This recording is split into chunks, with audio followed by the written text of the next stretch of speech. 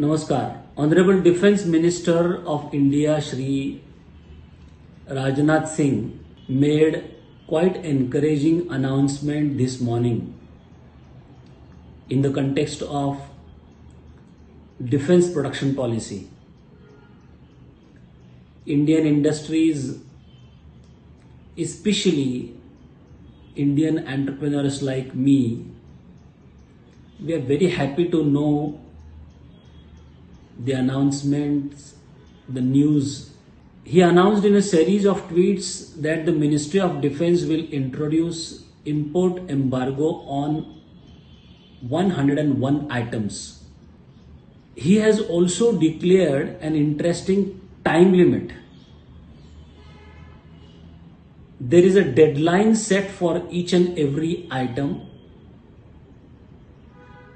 It will be allowed to import that particular item till that date, and beyond which it will not be possible for the stakeholders to order that item. There is a date declared. This is actually a revolutionary decision by the Ministry of Defence, taking inspiration from the clarion call given by our Honorable Prime Minister Shri Narendra Modi for an Atmanirbhar Bharat, a self-reliant India. Indeed, this is a huge step towards self-reliance, especially in the defense sector. The most important point is it will wide open the doors for the Indian industries, especially the small and medium scale industries in India. Unfortunately, or normally you can say, when someone would like to start a business on his own, he wants to be on his own, he or she, we look at relatively very easy sectors like automobile sector or process plant machinery manufacturing. We pick some product in this particular sector and we start our enterprise. New entrepreneurs or startups, they hardly have some defense item on their radar. Actually, we all Indian entrepreneurs must take advantage of the opportunity available in defense sector. It's a huge sector. Look at the numbers, look at the business potential available. As the Honorable Minister declared this morning, they have planned to place orders worth about 4 lakh crores in next 6 to 7 years. That's huge. Navy alone will release contracts worth rupees 1,40,000 crores. Indian Army, Air Force together will spend worth about 1,30,000 crores. So there is a huge potential, huge business potential, which we must look at. And I don't think these figures lie, because to support these figures, he also had declared what government has done so far. The government of India has placed orders worth about 3.5 lakh crore between April 2015 and August 2020. So it's a huge market. Between April 2015 and August 2020, they have released orders worth about 3.5 lakh crore. It's an encouraging market. What excites me more is now the Ministry of Defence has bifurcated the capital procurement budget for this year 2021 between domestic and foreign capital procurement routes. I mean, there is a clear-cut bifurcation on how much they are going to spend on foreign capital procurement and domestic procurement. The budgeted spending for this year in domestic capital purchase itself is huge, 52,000 crore rupees in 2021. The ministry has clearly set a deadline for, as I said, each and every item in the list for those 101 items. And after the deadline, no import of the item will be allowed. They will stop importing these items one by one till maximum 2024, which actually is amazing, which means the ministry has assured that they have a structured plan in place to create necessary infrastructure like production facilities to stop the imports beyond the deadline. What makes me more happy is the trust shown by the Defense Ministry in Indian entrepreneurs. This is evident if you look at the list of the items. The list is prepared very thoughtfully, as the Honorable Minister said, by taking stakeholders, industries and research institutes into confidence. The most important thing is why I said it's really encouraging to see that the minister has shown confidence, faith in Indian entrepreneurs, is because these items are not mere shoes, helmets or goggles. I mean, these items are also important to manufacture in India, but items included in the list to stop import are some high technology weapon systems that is more important, such as artillery guns, assault rifles, sonar systems, transport aircrafts, radars, and many such critical items which will fulfill the needs of defense services. And of course, we can definitely manufacture such high-tech products, weapons in India. Indian industry is capable to take such a challenge. We have proved in the past we can do it. Way back in 1983, a significant beginning in defense indigenization was made when the government of India had sanctioned the Integrated Guided Missile Development Program to develop 5 missile systems, which we all in fact know: Prithvi, surface to surface missile; Akash, surface to air; Trishul, the naval version of Prithvi; the Nag, anti-tank missile,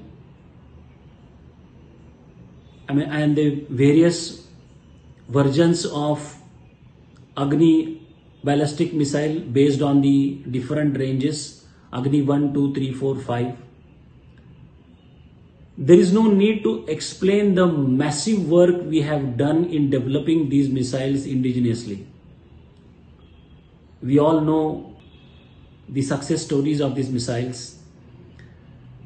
Actually, under the leadership of Dr. APJ Abdul Kalam, a self-reliance review committee was formed to work over 10-year self-reliance plan.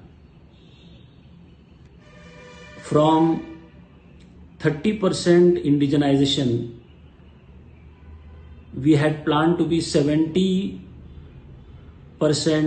self-reliant by 2005 in defense production. This was a program between 1995 to 2005, I think, yes. 70% self-reliant by 2005 in defense production. Unfortunately, the target was not achieved. The indigenous efforts were not adequate to meet the requirements of the armed forces. India has a peculiar defense scenario, as the country has one of the largest defense infrastructure, and at the same time we are one of the largest defense importer in the world. India is the second largest arms importer in the world, perhaps after Saudi Arabia. Despite having the fifth largest defense budget in the world, it's not good to know actually that India procures 60% of its weapon systems from foreign markets. And we know the impact higher import dependency leads to increase in the fiscal deficit, and of course many more security related issues. So naturally our governments have been consistently trying to be self-reliant and to overcome the various hurdles of defense sector development, including measures to overcome import dependence. Government has taken many steps. They introduced several measures. In between, we had shifted our focus towards co-development and co-production in partnership with foreign companies. This is how in 1998, India and Russia had signed an intergovernmental agreement to jointly produce the famous BrahMos supersonic cruise missile. I mean, this was one of the attempts, but of course, India did partnership with other countries also after that, like Israel, France, to work on many projects. I mean, in the same series of efforts, opening up defense sector for FDI recently, or the Make in India program, promotion of private sector participation, we have been consistently trying to reduce our dependency on imports. So on this backdrop, announcement of manufacturing those 101 items in-house is really motivating for the Indian enterprise. The minister has also declared that there will be some more items reserved for manufacturing in India alone. I mean, not only these 101, but we gradually unfold, which will have multiple benefits. As government itself estimates a reduction of 20 to 25% in defense related imports could directly create an additional about 1 lakh to 1.2 lakhs highly skilled jobs in India is something really great. Just by manufacturing 20 to 25% items here in-house, which otherwise we have been importing. So the action plan declared by Honorable Minister is highly assuring. For example, as he immediately declared, the list includes wheeled armored fighting vehicles with indicative import embargo date of December 2021. I mean, immediately, hardly within 1 year, of which the army is expected to contract almost 200 at an approximate cost of over 5,000 crores. So they have a robust plan to stop imports one by one. This is quite fast. This is quite encouraging. So in all, this is an exciting announcement which will not only help the country to develop and support indigenous defense manufacturing sector, but it will create more and more skilled jobs. It will boost our MSME sector, and for which we must thank the government of India. Thank you so much.